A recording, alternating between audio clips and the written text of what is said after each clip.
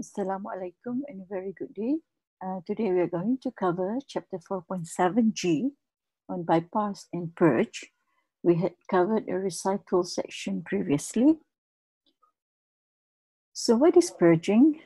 Purging is one of an important process that is used to reduce the amount of materials or amount of processed materials that need to be handled by this plant here. Okay. So you can see we have a plant here and we have our feed coming in.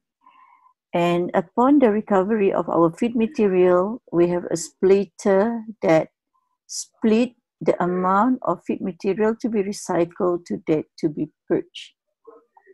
So a purging stream is where the materials exiting, you can see it is actually exiting from a unit and remove or bleed out of the system. Why do we need to purge? Okay, if there are lots of inert materials, sometimes we have inert material coming in with the feeds and they accumulate in our system, either in the reactor or in our separation column, or throughout the process that we have here, then we have to remove them to make sure that there is no hiccups in the operations or the running of our plant. In other cases, we might want to remove or we want to purge some of the unwanted byproduct that was produced in the process. Let's say if there are too much of our materials accumulated in, let's say, our reactor or in our separation column. For example, gas carbon dioxide or carbon monoxide that are produced during the reaction or during a combustion, then the accumulations of this compound might affect the yield. They can poison our catalyst, so they affect the yield of our overall products. They can also lead to formation of a competing reaction in our reactor. And sometimes, because of the presence of this chemical compound, they will increase the pressure and the temperature in our system. So when this occurs, it will reduce the overall efficiency of our process. And if the efficiency is reduced, then our product will also be reduced as what we, which we want to avoid. Okay. Furthermore, if let's say we have high accumulations of our unwanted materials there, then it will also increase the size of our system. Another factor why we need to remove some of these materials, okay, is because they will dilute the reactant concentrations, right? If the concentration is diluted, then the yield will also be increased and the time to reach the equilibrium will be increased. So with an increase in the amount of processed materials that we handle because of the presence of the unwanted product in our system, okay, then we will need a much longer time to reach steady state because the fluctuations of the process will be higher and the operations is much more unpredictable, okay, which will also again affect the product that we produce.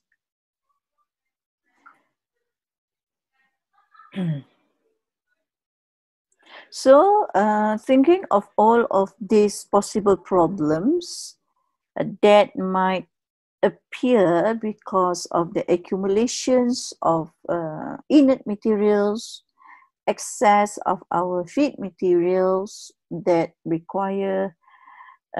was required to increase our productivity, then purging is an alternative on how we can control the operations of our plant. So what are the characteristic or important characteristic of a purging system? So zinc purging is just a split.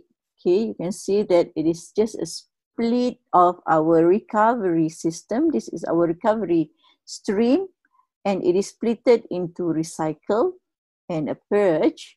Therefore, the characteristic of the stream is similar to our recovery, and it is similar to the recycle stream.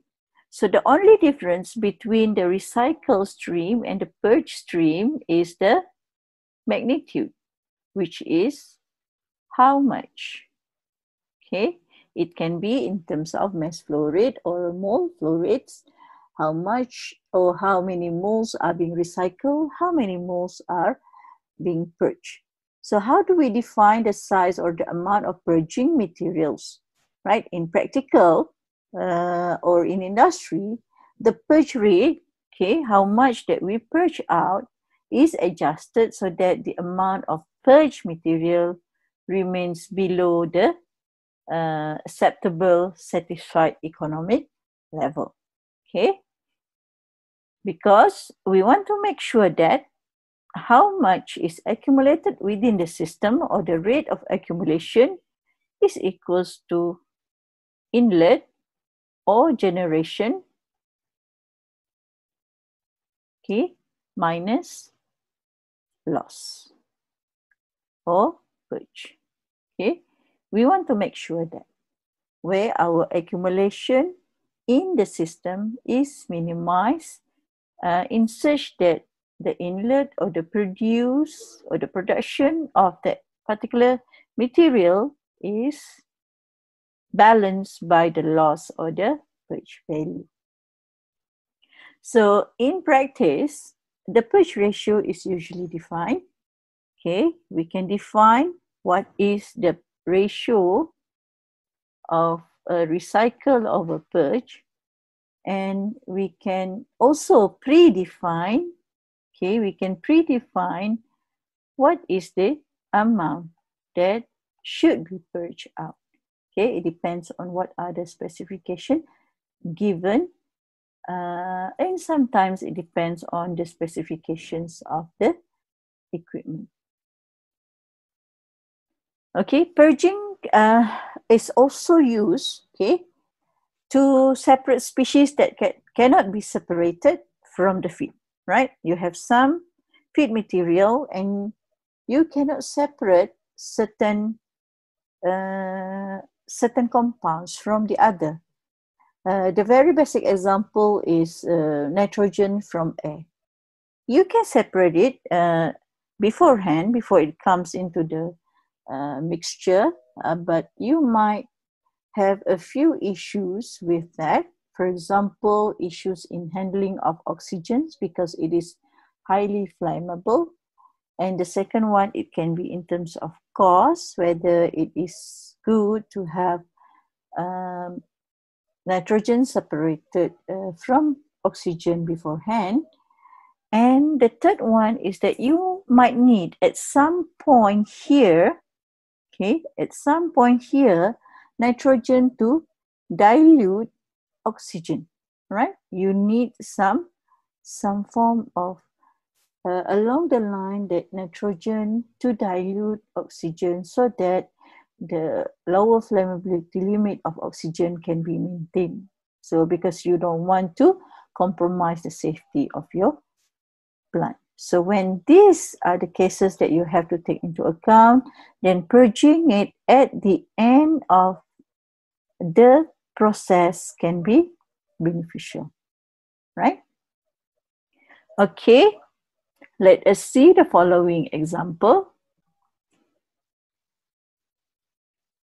Okay, for this particular example here, let's see we have N1, okay, and 1 moles of a compound or gas, a mixture of gas it coming into the mixture, into the mixer, right? And in the mixer, it is then sent to the reactor that's operating at certain temperature and pressure. So the gas mixture is consisted of carbon dioxide and hydrogen and some moles of inert. So in our case here, H2 will react in the reactor, right? And it will form some products. Okay, it will form a product, and this product here you will also have, because it is not an efficient reactor, so you will have still the mixture of a product and also your feed material. So you need to do some separations so that your feed can be recovered there and your product is separated at the bottom stream.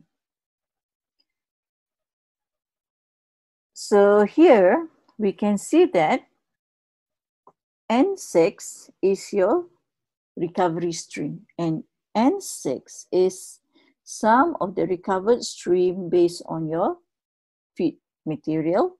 N6 also has CO2, it has H2, and it has the inert compound because it is the gas mixture that comes in as your feed material. So because the reaction single pass conversion here is very low, the X is low, so what you do is that you want to recycle the feed so that you are able to increase the yield. So you want to increase the overall yield here. Okay? So you do the recycling back to the mixer and then send it with the fresh feed going back into the reactor. So how do we identify the amount that is recovered and that is recycled? Okay, so you can base that on the information provided, okay, either by your process descriptions, okay, you can get it from your process description, or by the process owner, or based on the technical specifications. For this particular reactor, let's say it says that the catalyst has the conversion value of certain value, maybe 40% for a single pass. So that is an example of a specifications from the unit operation. So our single pass conversion can be our initial assumptions that can start our overall material balance calculation. So based on this information, then we can calculate the number of moles of our unconverted materials, okay, which is maybe here, I'll just put it as N4, okay, N5, and you have N6 there and N7 here. Okay, so based on the given information, either on the ratio between purge and recycle, then we are able to find, okay, using this element here as our point of analysis. So if we are given the number of moles of that to be recycled, or the ratio between the purge and recycle, we are able to determine the number of moles for both recycle and purge stream. Okay, so we can calculate the NR and NP.